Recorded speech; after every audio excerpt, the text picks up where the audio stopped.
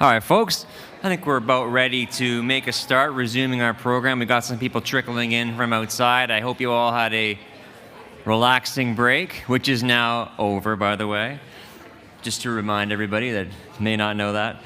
Now, I know it's been a while since I've seen you all, but we are about ready to begin with our very important LiRN update. And so I would like to welcome to the stage, but they're already here. We've got Teresa Leach, Managing Director, LiRN, Vicki Whitmell, Chair of the Board of Directors of LiRN, and our own Jen Rook, who is FOLA Second Vice Chair and our PRC Chair. So, take it away. Great, thank you. Is there a clicker for the slides? Oh, well, let me find out for you. Oh, is that it? Yeah, I think that's it. There you go. Am I on? Can you hear me? How's this? Can you? Oh, there you go. Now you can hear me. Great. Thank you. Thank you for giving us some time today to provide you with some update. I think some of you may have attended the recent Zoom update that we provided. I believe it was last week or the week before that. For those of you who were unable to attend that update, it is available as a recording that we sent out in an email shortly after that meeting. What we propose to do today is to let you investigate or look at the substantive update that we provided online. And what we'd like to do today is concentrate on getting some feedback on some of our policies that are coming up due. So, sorry, I'm just getting there on the thing. Oh, okay, great. So as some of you probably recall, a couple of years back, the Board of Directors for LiRN had adopted two policies that deal with library services and library management. There was a 2-year transitional period that would be followed by a review.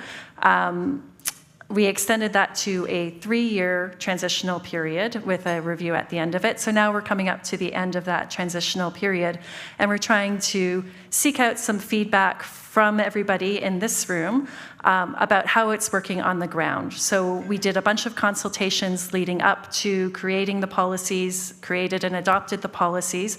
Now they've been out for a little while, and it's time to see, does this actually work in practice? Because it's one thing when you're sitting in a room talking about how it might work. It's quite another thing when you're on the ground operating the library. Things might not roll out the way you thought they would. So what we were hoping to do today was take some time and take a lot of notes and get as many of you up to the microphones as possible to give us a bit of feedback on those policies, so that we can take that back to the board. The next steps for that would be for us to take a lot of notes today. We're consolidating that with some individual meetings we've had. If you'd like to talk to me directly about it, please feel free to email me, and we can set up a meeting so you can share a little bit more in depth if you'd like. And then all of that information will go to our Network Policy Committee and ultimately to the board to make some decisions about whether the policies need some revisions, and make those revisions.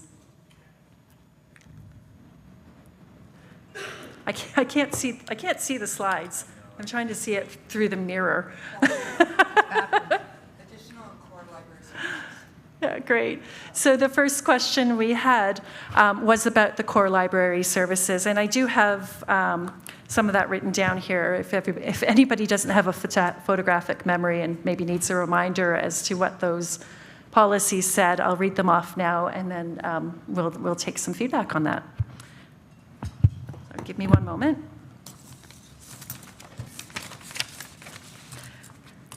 So the core policy set out some core library services, and those would be timely and accurate research and reference services, instruction and support in using library resources, including the print collection, electronic resources, and library equipment, borrowing privileges, which I believe a number of associations do have borrowing privileges for their members, access to the collection, both print and electronic, during open and staffed hours, and access to additional materials through interlibrary loans within the network. So on those core services. Any feedback? Is this feasible? Is this difficult to accomplish? Please feel free to let us know. Any thoughts or comments? I think this is the more straightforward section. So I was just going to say, maybe the library staff would be able to assist on this one. Excellent. So one of the things is any qualitative terms may present a problem for interpretation. So the question of timely is an issue. What does timely mean? We all make our effort to answer as quickly as possible. And my library can get really busy and it can take 24 to 48 hours. Now someone may say that's not very timely, but it's the best we can do with the staff we have. So interpretation of terms like that, maybe just removing it.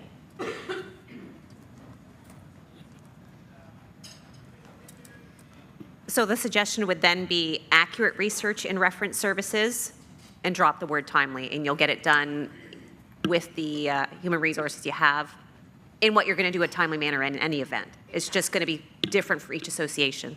Yeah. Thanks, Joan. And any other thoughts on this particular part of the policies? All right. Can I pause there just for a second and ask a question about borrowing privileges in particular? Yeah. So I just want to just focus a moment on borrowing privileges and wondering if lawyers in the room have any commentary on that specifically. I don't know how many of us actually go into the libraries these days and borrow printed material. Maybe by a show of hands, is anybody doing that still? I do from time to time, right, depending on the issue. So are you encountering any issues or any gaps in service as it relates to your borrowing privileges?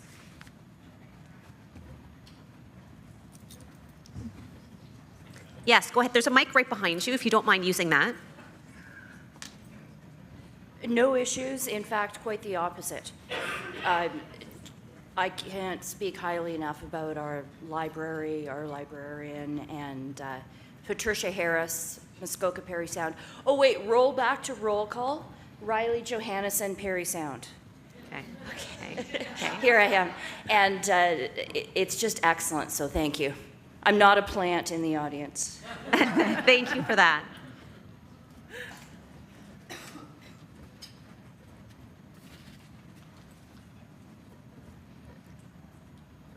We receive feedback from members of the judiciary within the County of Carleton Law Association. So our judiciary uses our library services quite frequently, and they do use the printed material frequently. And our library services are fantastic. So my concern is, while many of us find the online material very helpful, I don't want to see our print collection disappear, because I think it's critical that we have those volumes available when you're in court. For example, subpoena on evidence if you have to run down, or rules of civil procedure as it relates to my practice area. And I also think we can't underestimate the critical importance of our print material for members of the judiciary who are using our materials. Thank you. Thank you. Thank you. Off strong. Hi, Jen. I'm not going to come off too strong, but I hate the online materials, and I'm a relatively newer lawyer. Speaking of subpoena on evidence, I loved it. I love reading it, especially when you get to quote it in court. Trying to navigate subpoena on evidence on the online version is impossible. It's horrible. I hate it. A lot of people hate it. A lot of students in law school hated having to do it.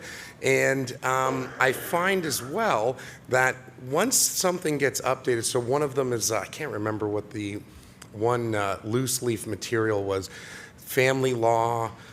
So nowadays it's like $1,200 to buy it in print. It's ridiculous. But the family, like a lot of the loose leaf material as well, yes, it's updated very quickly on the online platforms, but I find the loose leafs are slowly disappearing. That once there were two, like if you go on Westlaw and you look up the family law loose, it's like I don't know if anybody's checked it recently, but I think it was family law.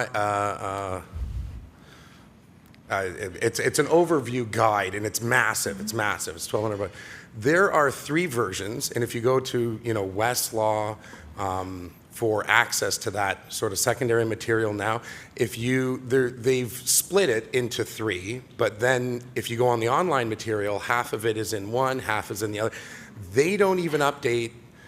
Like, once they do an update, I find sometimes they're broken and horrible. Having it in front of you, having it at the law library, knowing that it's been updated, because trying to find when the last time the loose leaf was updated online is also not that easy. On a loose leaf material, you go to the front, I can literally be able to tell a judge, well, here's the secondary material, here was the last time it's current as to this date. Sometimes that's not easy to navigate on the online portal. All of that to say, I'm very, very strongly opposed to a switch to the strictly online platforms because we're then beholden to it. These libraries, I've had old copies. I've used old copies of things in the library that we own. The library owns them. We bought them. There will come a time, we want to talk about Divorce Mate and how terrible that was. We will come a time when if they so choose, they can skyrocket that price on us. I'm sure it's a subscription model. You don't own it. And we like our subscriptions nowadays. Everything is not owned and it's all just rented. The idea of having that historical text as well is important, and I think ownership in libraries should be considered as well. Anyway, thank you. Thank you. Thank you. So if I'm picking up on the subtext, you don't love the online version.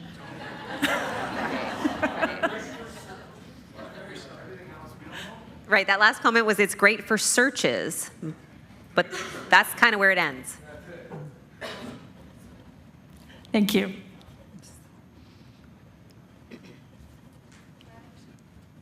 Just quickly, the death of printed materials was announced a bit prematurely, especially for lawyers.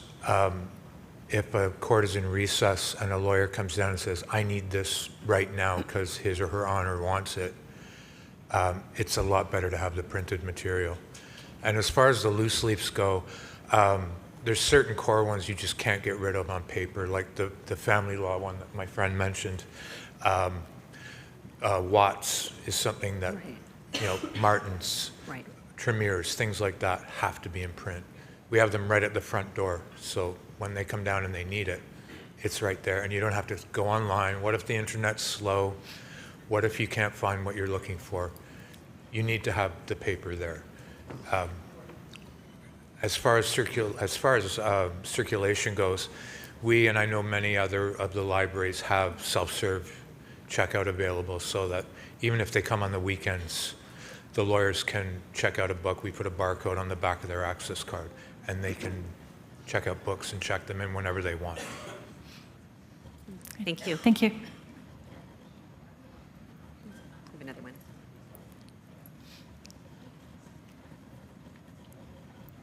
One of the benefits, Betty Dykstra, York Regional Association, I'm the library manager there. One of the benefits of having the electronic products is the availability for us to lend out a paper copy and know that we're still having that available in our library. Obviously, York Region's very, very busy. We still buy 3 copies of the Criminal Code. There are times when all 3 copies of the Criminal Code are gone, but we still have access, and we feel very safe about being able to lend these things out. As well as, some of the, like Spinka, Letterman, and so forth. We do buy a lot of the books because we can lend those out. And having the electronic allows us the security of knowing that we have that sort of backup for anybody who else needs to use those resources. Mm-hmm. Okay, thank you.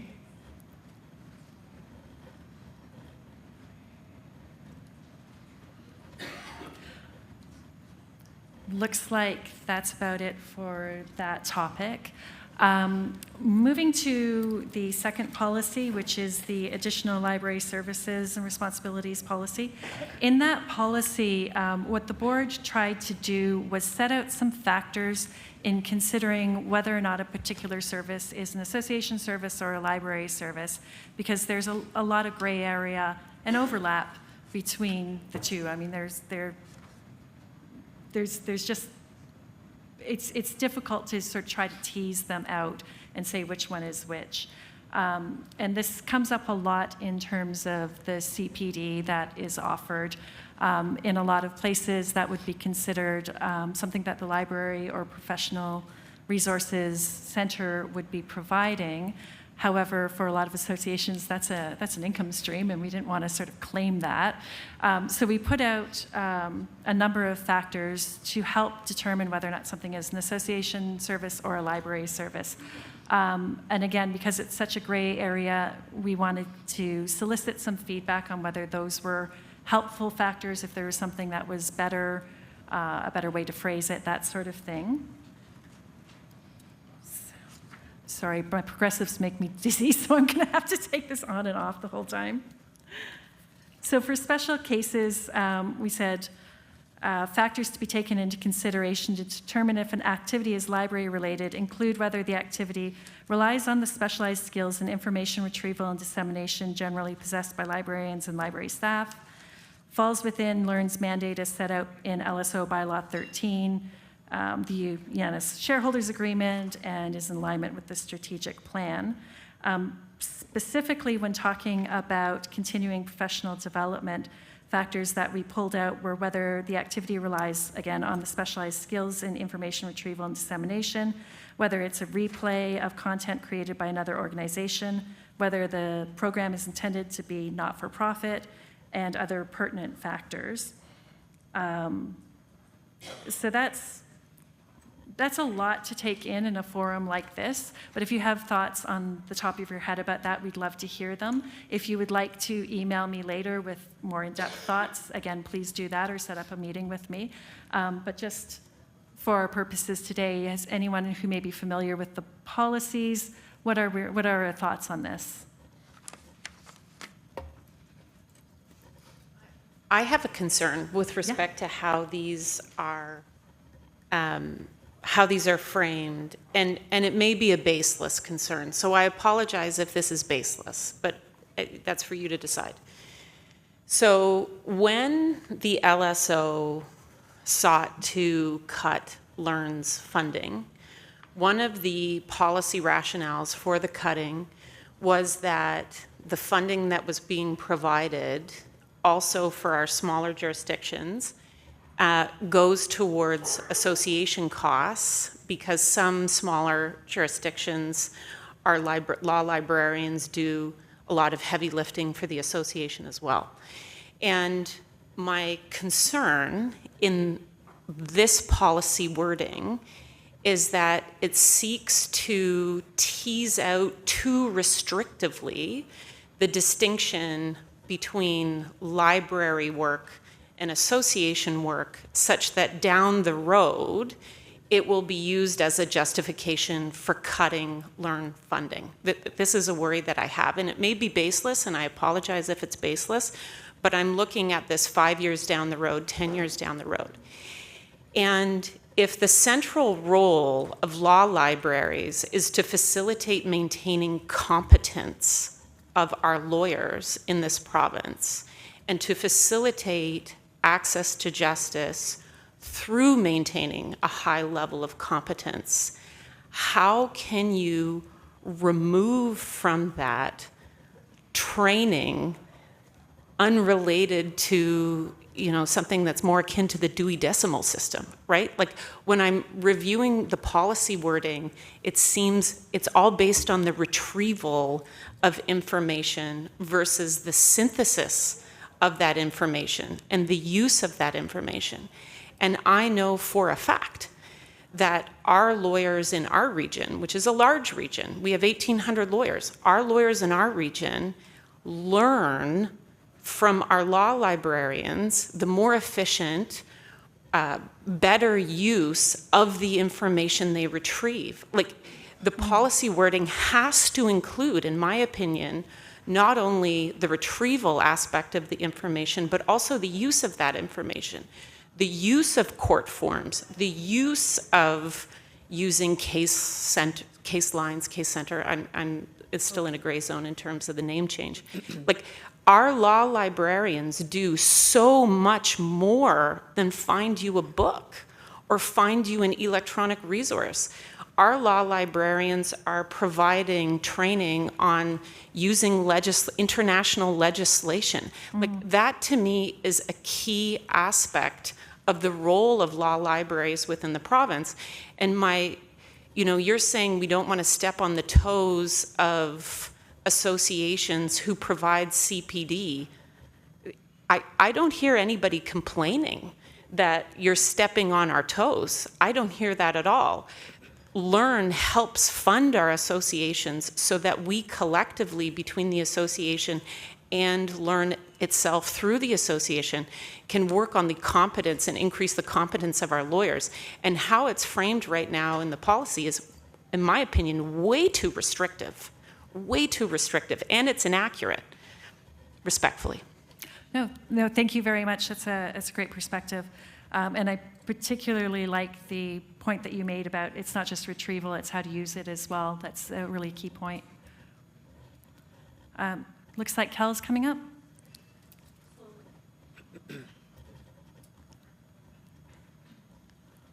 Hi, I'm Kelly from Lincoln County, and nervous, obviously. One of the things I would like to point out is in my mind, the fact that the associations would not exist without the library staff, and the libraries wouldn't exist without the associations. So when you start carving very specific lines, you miss a ton. I can say from the library staff perspective that among the association tasks that we do often incorporate an education component on library services. Also a mental health element, because we are the safe people for the association members to talk to. We're not judges, we're not court staff, we're not law firm staff. So if they have issues or they need a mentor or they need to be connected to a service that's not necessarily a database or a book, we're also able to facilitate that because they're comfortable with that, and because we hear what the lawyers need to learn about. We can recommend and guide in terms of what CLE programs are necessary. I'm not sure if you divide into that's association and that's library. Most of us will take an event that may not look like library on the surface, and we will be there and we will find a way to either do the one-on-one conversations or the promotion for the Association for LiRN and for our services. Yeah, I think it's very hard to try and parse them into columns because they're all braided together. Mm-hmm. Thank you. Thanks, Cal.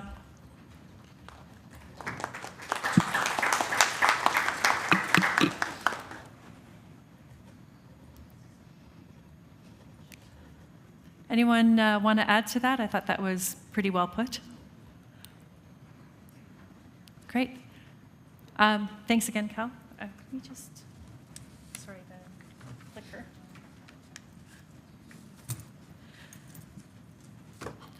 Okay, so the next bit of the policy was about the amount of time that library staff can be spending on association duties without the association sort of kicking into the salary. And I think this is probably going to generate the most conversation. Where the board came to a few years back was 15%. And that comes from sort of the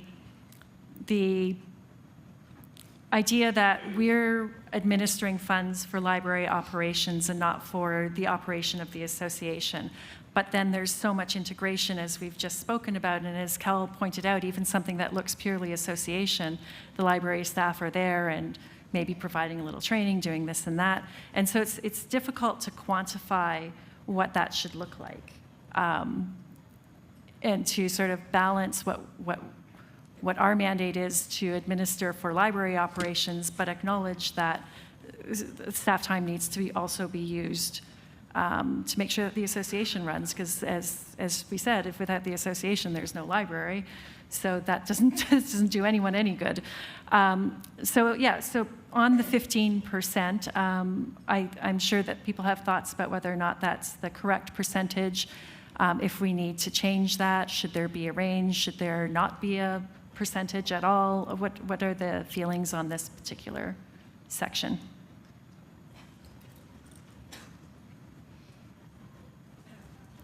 Hi, my name is Tanya Jenkins. I'm with the County of Carleton Law Association in Ottawa. I'm their new executive director. I know we've commented on this within the ED group and provided some feedback to you. But really, I think my perspective is that this is very low. And given the comments of both Katie and Kelly, I think that when you look at professional services, librarians are such a core component of any business, especially associations like this. They're comparable to professionals, whether they be accounting firms, law firms. Billable hours for a lawyer, for an accountant, is 65 to 70%, which means that there's that discretionary time that would fall in the range of 30 to 35. So when I was actually first joining the CCLA, 15% was a shock to me, to be very honest with you, because when I come from these other industries, accounting and law, which are very comparable to what we're talking about here, as our associations, these are individuals who are core to not just the information that they provide, as we've heard, to the justice system, lawyers, et cetera, students, but also they provide a core component of sharing communication. They are the core communicators for each of the communities that we're representing. And you know, I think putting a specific number, especially something as low as 15, does not make sense. As I've already just articulated, when I look at our profession as a whole, these are professionals that are comparable to the lawyers. In some cases, our librarians are law professionals. They're used to that 65, 70%. So I'd be an advocate for something substantively higher, 20, 30 to 35%. So that's just my perspective. Thank you. Thank you very much. I'm going to write down lots of applause so I know that that was a popular suggestion. Hi, Ian. Hi, Teresa. Ian Keel, Renfrew County Law Association. So when I think about this policy, I think first of all that basically what we're trying to do is we're putting things in silos. We're saying this is LiRN money coming from the Law Society. We need to spend it on libraries. And I think we need to look at the overall relationship that we're having with respect to LiRN, the Law Society. Number one, all of this money is coming from us. The LiRN money is largely coming, the Law Society's revenues is largely coming from us. I don't know of any member that is offended in my association by the fact that we have an extraordinarily good librarian who also supports them and our association.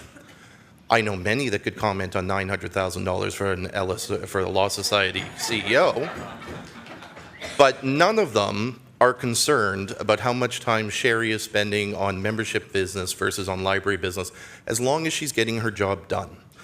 So if we really want to look at this policy, I think what we should be doing is speaking with the treasurer and the LSO more generally about whether or not they can and should be supporting, especially our smaller associations.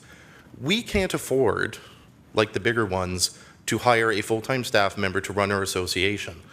But there's an efficiency, if we are already hiring a librarian, there's an efficiency to allowing them to also do the job in supporting our association, which, as Alan pointed out, the Law Society Act itself recognizes our associations as being a mandatory aspect of our lawyer regime here in Ontario.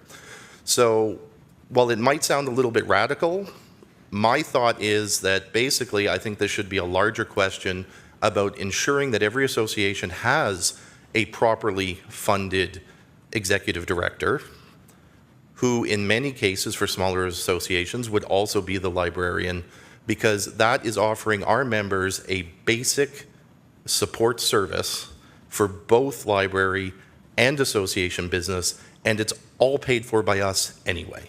So that would be my way of viewing this, is to stop looking at it as a LiRN library silo versus an association membership silo. We should just be looking at what basic core provision should we be giving for both executive director service and minimum library services. So I think we should be looking at the whole relationship.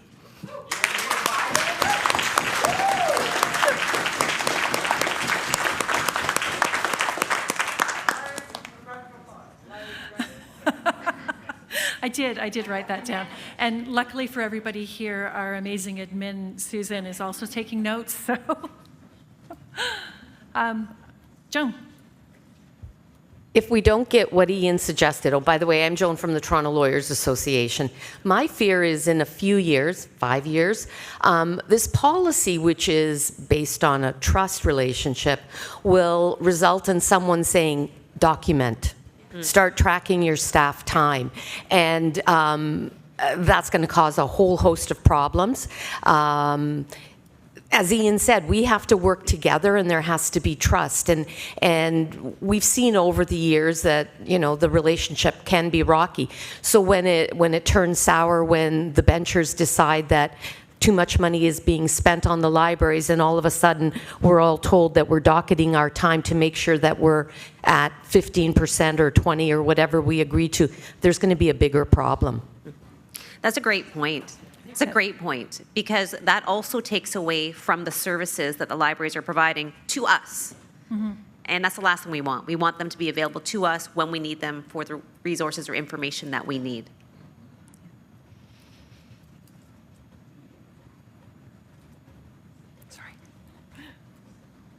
Okay, anyone else want to add to that? No, great. Terry? Oh, yes, please.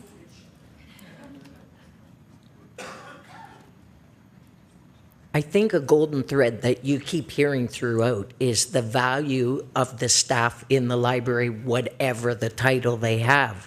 When we're in the middle of a trial or in the middle of dealing with the matter in the courthouse, and I'm just speaking of barristers, something comes up and instantaneously we need to go to the library and we need to get it fast and there's no time.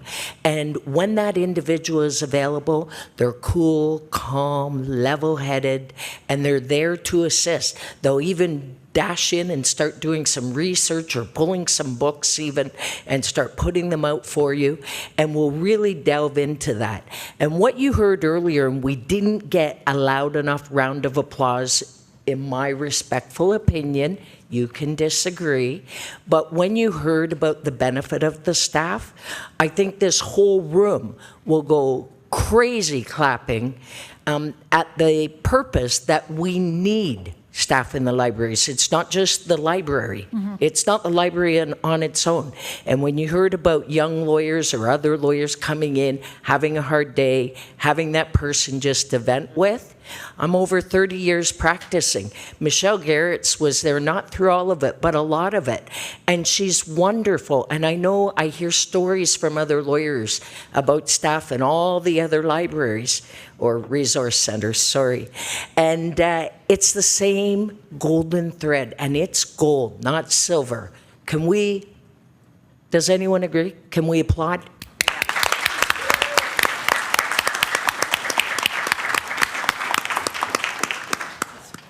Definitely a golden thread, and I think everyone in this room would agree that the staff in this network are incredible. It's a group, they work so well together, they share their knowledge with each other, they share their knowledge with us. It's just a fantastic group, and you're all very lucky to have who you have in the libraries. So yeah, I think we should definitely applaud that. Yeah. It's nice to hear them appreciated that way. Other thoughts? Oh, sorry, I missed you. That's okay. Hi, I'm Karen Seeley. I'm from Elgin Law Association. Speaking as a librarian, I'm a newer librarian. I've been doing the job for about 3 years now. And I found this quite peculiar when I began my work with the association. I'm much more of an organic thinker. So when someone comes into my library, I want to meet their needs. That includes if they're coming in to be a member, or if they're coming in for research assistance, or if they're coming in because they're looking for Tylenol. Whatever it is that I can do for them, that's what I'm going to do. And I honestly don't track, but I feel a lot of pressure and anxiety about not going past this magical 15% number. And I believe that it doesn't enhance my work in any way to have that anxiety about where I am. Because obviously when I'm doing like a membership drive, at the beginning of the year, I'm putting a lot of time into the membership side. Yeah. On the other hand, when I get I have a new lawyer show up, all of the lawyers in my association are exceptional humans who always bring me the new lawyers. And so I will go through the association side of things with them, getting their application ready, whatever. But then I always do an orientation to the library. Right.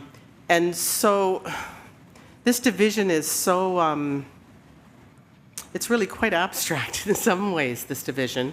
And because of how my mind works, I've always tried to figure out why. Why are we doing that? What's the history on this? Obviously, there's something. And I've never really heard anything that made any sense to me about why it's so divided, except that it seems to come down to money. And money is, in our world, in my opinion, can be a great problem creator. But anyway, I think that it's just for me, I would love it if we could become much more organic. And I hope I can say this and not sound arrogant, but I am a professional in my work. I can assure you I don't waste time. I can assure you that I'm focused and that I am doing what needs to be done to make our association work and hopefully work well. Of course, there's always areas for improvement. There's always things that we can keep chasing after, right? And I love that about the work. But there is something about it that feels less than supportive and respectful to me as a professional. I don't know why I would waste time doing, 30% of association work. What am I up to? Right. Do you know what I mean? Like I absolutely, and I would say the intent certainly not to disrespect, and right. That's why this is so important for us to hear, and how it's working and what the effect it's having. So that's why I hesitated to get up to speak, because I don't want to be that like fly in the ointment. On the other hand, I think that speaking honestly when we're talking about these things is more useful than pretending that it's working. Yeah, I think it's extremely important for us to hear, because we want something that works. We don't want something that makes people feel disrespected or that makes the work more difficult to do. And I think one of the things you were saying made me recall what Kel was saying about how even in something that appears to be an association thing, you're still there talking about the library and doing some training in that respect. And so even if we wanted to tease it out, it's very difficult to do so. Right, like if I have a lawyer in, which I think we all do, you'll get a lawyer in who's got a very difficult case going. Right. And they're not sharing necessarily, things they shouldn't be, but I can see it on their face. I know these lawyers well. And I can tell when they just need a moment. What is that? Is that association or is that library? But I've worked in libraries for my entire career since I was in my 20s. I've worked in academic libraries, public libraries, archival libraries. And I can tell you that that has always been an element to my work, and to me, a human element to my work. It's very important to me. Great, thank you very much. So we're going to take this last comment. Susan, please note the And applause. I'm from the Halton County Law Association, and I just want to repeat what was just said, and also indicate that I think that the division is totally arbitrary and unfounded.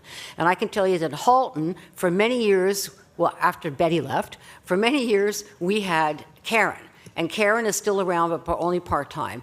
And the beauty of Karen is that Karen was not only our librarian, would not only pull cases for people who had to go to court, would not only assist with software, somebody's coming to do research software. She knows everybody. She knows everybody also in Peel just about, because she's been around and she's done a whole bunch of different type of tasks, not just looking at books. And Karen is now training Ariel to do the same thing. These librarians have people services, they have people qualities that really assist a lawyer to feeling comfortable about the work that they're doing. So just as the past person just said, and I forget her name, sorry, that if they know every lawyer, because of the fact of all the work that they do, they can help that lawyer in ways that we can't even think about, because of the fact that maybe that lawyer did come into the courthouse all stressed out and maybe can't find the case they need, but that librarian will already know that they're stressed out and will help them in ways that we can't even imagine. So having some kind of a division between association and library is too artificial, because it's more organic, as just was just said.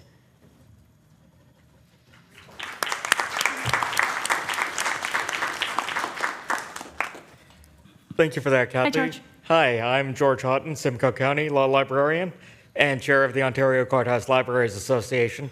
I just wanted to kind of co-sign what folks have been saying about the symbiotic relationship between the association and the law libraries. There are times when I'm planning a golf tournament or an AGM for the association, and I might spend, 16% of my day, 17% of my day on association work on that day. And library usage spikes after we have a big event. It engages people, which is something that's really needed in kind of these post-COVID times when we don't have the captive audience of lawyers in the courthouse all the time. So association work can drive library services. And I think that is really important to the long-term sustainability of the courthouse libraries. So you don't necessarily want to nickel and dime the amount of time someone can spend on association work when it is what is keeping library services sustainable and feasible. Thank you. Thanks, George. That was great. So we are well over time now. Thank you for sorry. that discussion. I'm going to cut us off there, and we'll move on to the next topic. Mark, if you want to come up. I'll just say one last thing, which is thank you so much for sharing all of that with us. It's really important that we hear this so that we can, improve and make things work for everybody. So appreciate it, and I want to reiterate my invitation to reach out to me directly if you have things that you wanted to say and didn't get the chance to, or if you have new thoughts at the end of the day, please do reach out. We want to hear this. And the next steps will be for me to gather up all this information for our Network Policy Committee. That will likely be happening later in the fall. We've got a pretty packed agenda over the next few months. So you've got lots of time to reach out to me with more thoughts if you'd like to. Thank you so much. We really appreciate it.